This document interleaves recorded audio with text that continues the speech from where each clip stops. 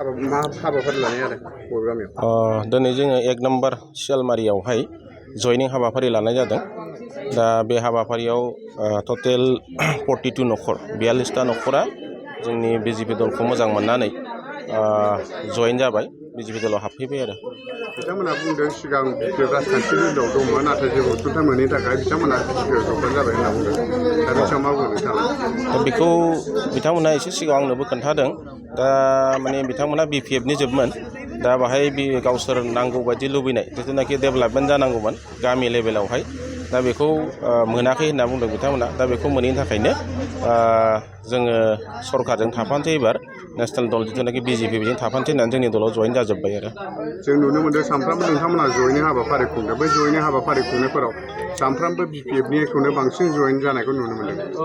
ओरैनोथ' जोङो जयनिं हाबाफारियाव बांसिन जों खालामनो मोननाया फ्राय बुंनो थाङोब्ला गुबुन गुबुन राजनीति दोलोनिफ्राय दङ, खिन्थु एसे बांसिना बिपिएफनिफ्राय गुगानानै फैबाय थानायखौ जों नुनो मोनो आरो। एमसिएलए थासेयावबो मानि थाखाय नोंथांमोननि दलाव हाबफैबाय थादों होननानै सानो? बिथांमोना जोंनो फोरमायनाय बायदिबा एमसिएलए थासेयावबो जाय माने रानिं एमसिएलए 8 नं दतमा समस्तिनि बिथाङा माने रायजो राजाफोरनि गांनाय उखैनायखौ नायजोबनो हायाखै आरो खबरफोरखौ मोजां रोखोम लायाखै होनना बिथांमोना जोंनो फोरमायदों। दा बे हिसाबैनो बिथांमोना बिथांखौ बाद होनानै नेसनेल दलाव जों थानोसै होननानै जयेन जाफैनायखौ जोंनो फोरमायदों। आंना गामलाय राबा। बे गामिया 1 नं सियालमारि। सिगां बबे राजखान्थि दोलोआव दंमोन? हा? सिगां बबे राजखान्थि दोलोआव दंमोन? जोङो नांगोलाव दंमोन। बिपिएफआव? औ। मानि थाखाय बिपिएफखौ नागारबोखो? आं मोजां मोनासै, जेबो मोनाखै। बिपिएफआव थानाय समाव जेबो अनसुंथाइफोर मोनाखै? ओहो, जेबो मोनाखै। बेनि थाखाय बिजेपिआव फैबाय? औ। दा फैबाय थानाय बिसायख'थियावहाय बिजेपिनो भट होथारसिगोन? औ, एबार बिजेपिनो होसिगोन। नोंथांनि न'खरनि गासिबो? गासिबो, औ। मायाव नोंना? मददग ब्रह्म। गामिया? 1 नं सियालमारि। सिगां बबे राजखान्थि दोलोआव दंमोन? बिपिएफआव दंमोन। मानि थाखाय बिजेपिआव फैखो? हा?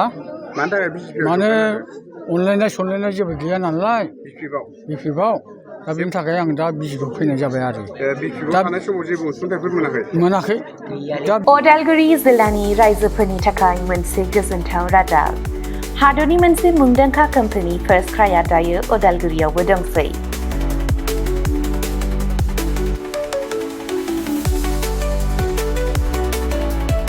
अदालगुरि रामपुर सकनि HP पेट्रल पाम्पनि साखाथियाव फार्स्ट क्राइनि फ्रेन्चाइजिआ 21 जुलाइआव बेखेवजाबाय।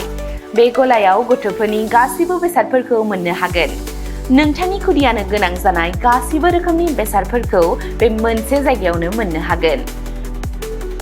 फार्स्ट क्राइआव गथ'फोरनि थाखाय गोबां रोखोमनि दिहुनजानाय बेसादफोर मोनो, जेरै सि-जोम, गथ'फोरनि थाखाय दोरोङारि गाननाय, पार्टी वेर, एथनिक वेर आरो फर्मेल वेर, गथ'फोरनि थाखाय सेन्डेल, जुथा, बुट आरो स्निकार्स, सोलोंथायारि फुथुलाफोर, पाजलफोर, बर्ड गेम्स, एक्शन फिगार फुथुलाफोर आरो गोबां। आलादा आलादा बैसोनि थाखाय गोबां रोखोमनि बिजाबफोरनि मोनसे गुवार रेन्जबो दङ। बेबी केयार दिहुनथायफोर जेरै डायपार, फिडिं एक्सेसरिज, स्ट्रलार आरो गोबां।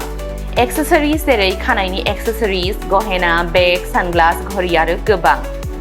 फार्स्ट क्राइआव मोननो हानाय माखासे मुंदांखा ब्रेन्डफोरनि मादाव इन्टारनेशनेल ब्रेन्डफोरा जादों जेरै Mattel, Disney, Barbie, Gerber, Fisher Price आरो भारतारि ब्रेन्डफोरनि मादाव पंचकुल, हट व्हील्स, निउबी, हार्लिन, मेडेला, टेम्पो।